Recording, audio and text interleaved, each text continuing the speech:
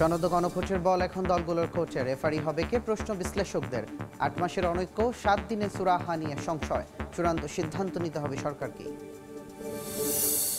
ফ্যাসিবাদ মুক্ত রাজনীতিতে মতের অমিল থাকলেও বিরোধ নেই। বিদেশ থেকে ফিরে জামায়াত আমির। শিগগিরই দাঁড়িপাল্লার প্রার্থী ঘোষণা, জোটবদ্ধ নির্বাচনের ইঙ্গিত। জাতীয় নির্বাচনে প্রার্থিতার সবুজ সংকেত পেয়ে উজ্জীবিত বিএনপি নেতারা। জিয়াউর রহমানের সমাধিতে শ্রদ্ধা, বিভিন্ন স্থানে নিজ এলাকায় শুভেচ্ছা বিনিময়। আরপিও সংশোধন করে অধ্যাদেশ জারি। জোট করলেও নিজ প্রতীকে ভোট করার বিধান বহাল। নির্বাচন সামনে রেখে একগুচ্ছ সংশোধনী।